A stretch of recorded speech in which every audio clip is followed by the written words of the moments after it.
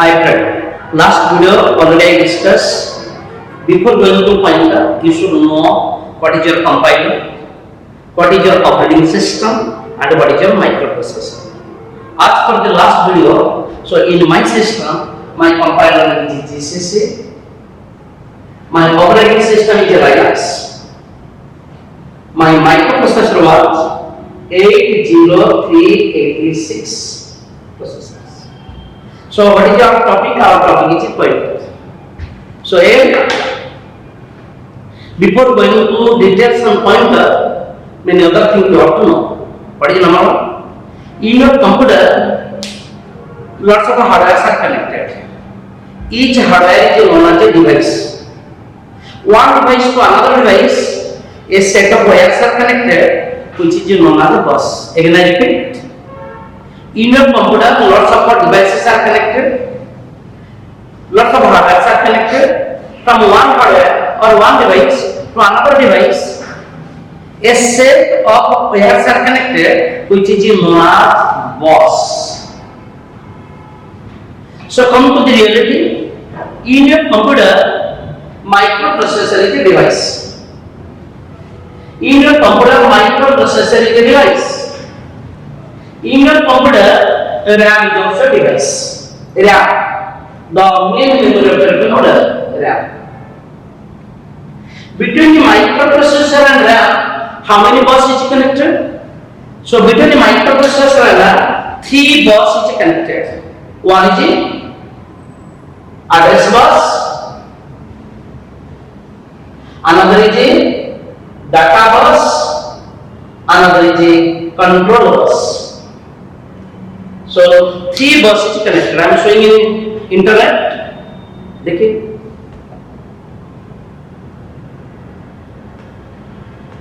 bus between microprocessor and RAM.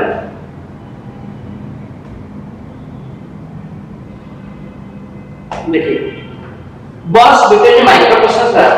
CPU मतलब microprocessor, memory मतलब RAM. How many buses connected? One is a data bus, another is a address bus, another is a control bus. So before going to not only pointer, starting a career in a programming language, this basic thing you have to know. So what is your microprocessor? What is your RAM? How many buses are connected? Now come to the point. If the microprocessor address bus carries 3 addressing line, the microprocessor permits you to access 2 to the power 3, that is 8 bytes. 8 bytes. Achha, tell me what is the smallest unit in memory? The smallest unit in memory is 1 byte or 8 bits. The smallest unit in memory is 1 byte or 8 bits. Think it, if a microprocessor, any microprocessor, address bus carries 3 addressing line, it permits you to access 2 to the power 3, that is 8 bytes only. Again I repeat, any microprocessor, address bus carries 5 addressing line, 5 addressing line. So how much memory access? 2 to the power 5. 2 to the power 5 is 32 bytes. That understood? Now come to the reality. Our compiler is GCC. You ask yourself, which is a compiler? For my compiler is GCC. My operating system is Linux. You ask yourself, which operating system we are using? Then my microprocessor is my GCC, my Linux internal uses 80386 microprocessor. Achha, 80386 microprocessor address bus carries how many addressing line? 8036 microprocessor address bus carries 32 addressing line. देखिए 8036 microprocessor address bus carries 32 addressing line. I am writing address bus of 8036 microprocessor. Here is written 8036 microprocessor address bus carries 32 bits address bus. 32 bits address bus. If the 32 bits address bus, how much memory total will access? 2 to the power 32, that is 4 gigabyte memory. 2 to the power 32, that is 4 gigabyte memory. That's it. I am opening calculator. Here is a calculator. So So 2 to the power 32. 2 to the power 32. 2 to the 32 is 429 crores. 429 crores. 49 lakhs 67,296 bytes. If it is divided by 1024, it is converted into kilobyte. This much kilobyte. Again divided by 1024, converted into megabyte. This much megabyte. Again divided by 1024, this much gigabyte. How much gigabyte? 4 gigabyte. I am not arbitrarily. So anybody is asking which is a compiler you are using, which compiler, which operating system you are using, which microprocessor you are using, you understand first. Then you decide how much memory it is accessible. So come to this story. So pointer in this compiler permits to access 4 gigabyte memory. Now come to the point. So everybody clear? Pointer in this compiler permits to access 4 gigabyte memory. I am writing pointer in this compiler permits to access 4 GB memory. Bus. Acha, tell me the 4 GB memory. 4 GB memory. The 4 GB memory. Already I told you there are 3 types of memory. One is a logical memory. Another is a virtual memory. Another is a physical memory. In your computer, there are 3 types of memory: logical, virtual, and physical. What is the logical memory? What is the virtual memory? What is the physical memory? So here this is compiler permits to access 4 GB on a virtual memory. This 4 GB virtual memory is split into 2 parts. Lower 3 GB is known as user area memory. Upper 1 GB is known as kernel area memory. So remember, whatever program you are writing, C, Java, Python, anything, so your memory is split into 2 parts: user area, kernel area. User area, kernel area is the concept of a virtual memory, not logical, not physical memory. So user area and kernel area. Whatever program you write in any language, it reserves memory only from user area. Your program does not allocate memory in kernel area. But you cannot write Java program in kernel area. You cannot write Python program in kernel area. You cannot write C++ program in kernel area. You only can write C program in kernel area. C program in kernel area, that is known as a driver program. That is known as a driver programming. Driver program only allocates memory in kernel area. But whatever program you are writing in C, that is a user area program. So remember, that is user area. This user area memory is 3G. This user area memory is again divided, partition into 5 segments. What are the 5 segments? Text segment, TXT, text segment. There is a data segment. There is a BSS segment. There is a heap segment. There is a stack segment. So you have to remember before going to Python. So when this is very first portion of the memory. First portion of the memory is known as the text area. Then above the text area there is a data area. Above the data area BSS. Above the BSS heap. Above the heap it's called stack. If anybody is asking where is the stack area, simple say just above the heap area. Where is the heap area? Simple say just below the stack area. So got idea? Your entire memory is split into 2 parts: user area and kernel area. The user area memory is split into 5 segments: text, data, BSS, heap and stack. That's the basic thing you should know before going to Python. Next. Again I repeat with a few new things. Already I told you that a bus is connected between a microprocessor and RAM. If a microprocessor, here is a RAM, the smallest unit of the memory is 1 by 8. If a microprocessor address bus carries 3 addressing line, address bus carries 3 addressing line. Total how much memory will access? 2 to the power 3, that is 8 bytes memory will access, you already know. Now come to the next point. If a microprocessor address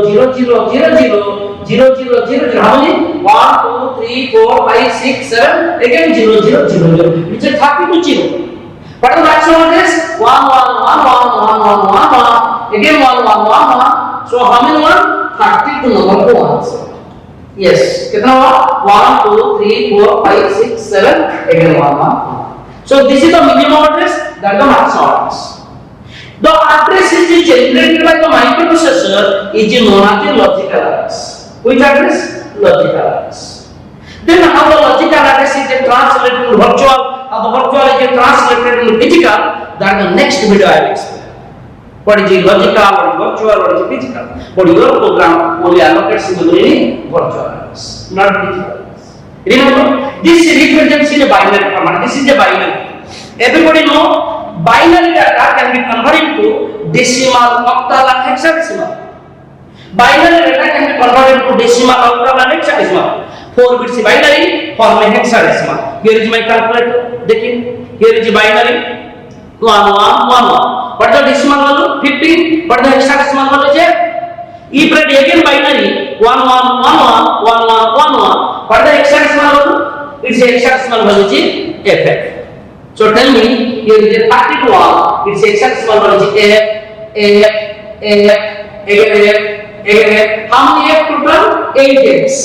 8 X. How many 0 here? 8 0. Yes. I want to represent the address in a hexadecimal format. So come to the point. So my compiler permits me to access 4 GB memory. Yes, 4 GB memory. The smallest unit in memory is 1 byte.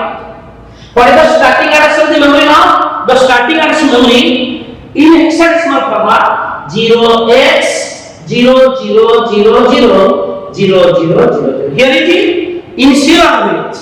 If I did 500, it is a decimal number. If I did 0500, it is an octal number. If I did 0x500, it is a hexadecimal number. Any number begins with the 0x, it represents it as a hexadecimal number. Yes. Now, this is the starting address memory. What is the top address memory? The top address memory is 0x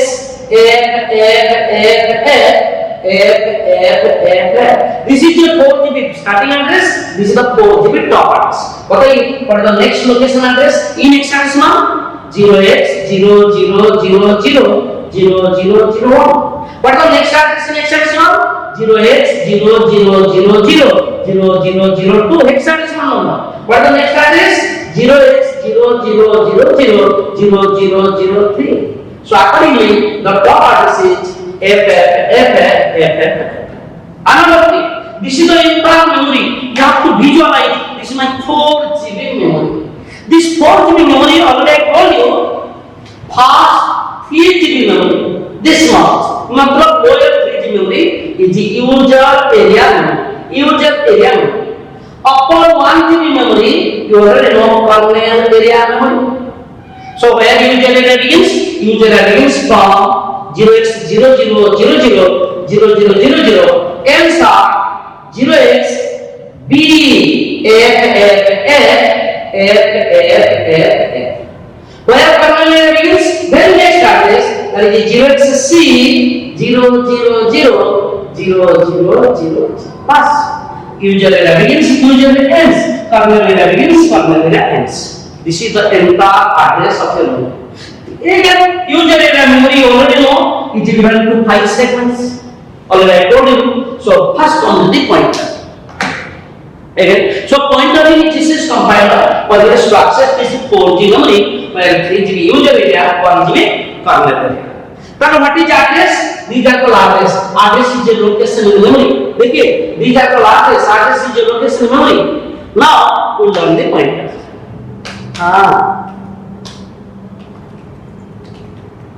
See, another thing you should remember before going to pointer.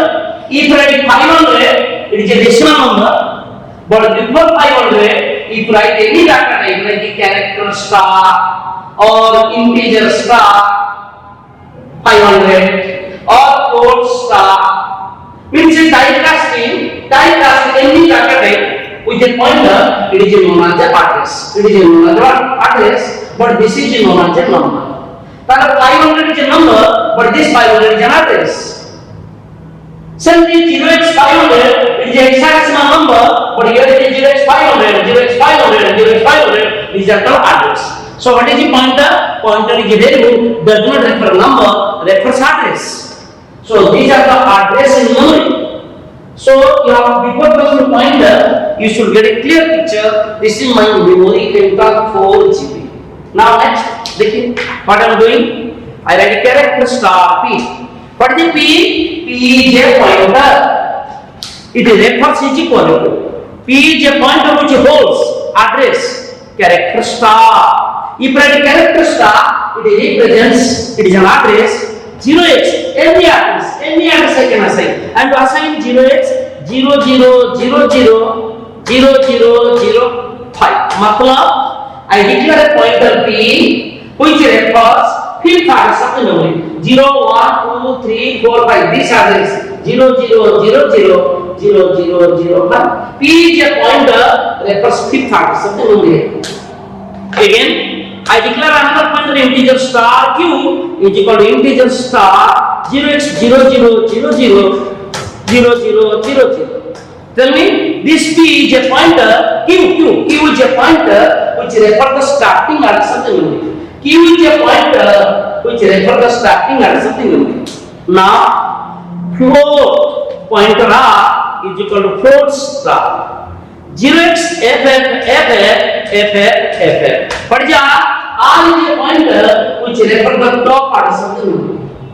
So that if R is a float type, you have to type as float. If P is a character type, you have to type as character. So P is a pointer refers this address, Q is a pointer refers this address, R is a pointer refers this address. So what is a pointer? Pointer is variable which refers address. But question is why? What is necessary?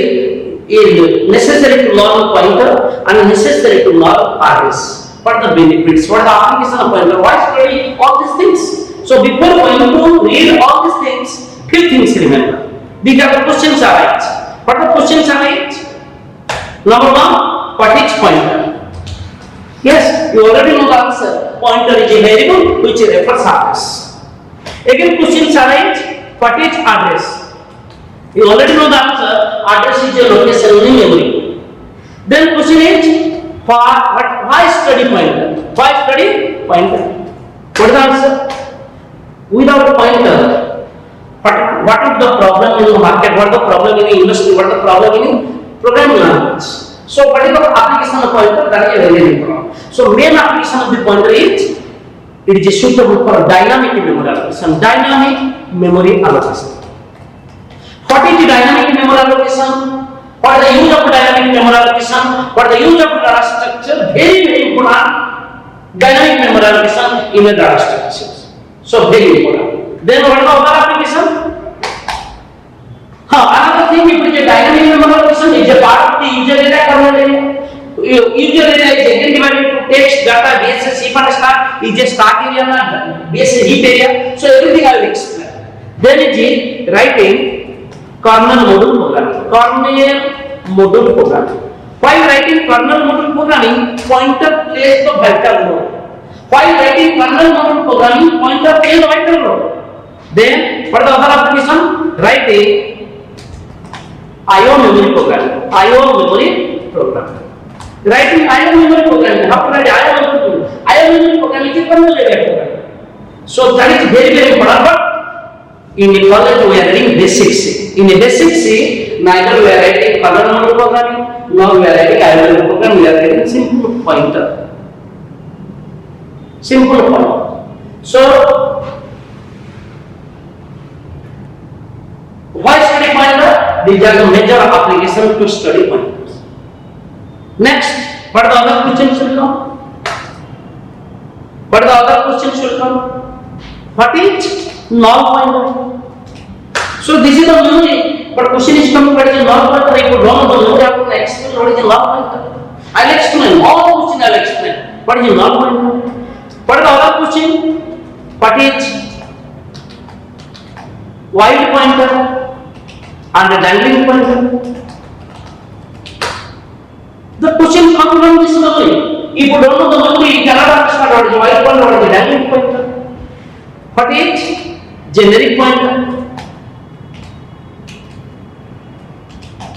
What is a generic pointer and what is its application? Every application. What is a null pointer? What is the application? What is while pointer? Dangling pointer? What is a generic pointer? What is the application of a generic pointer?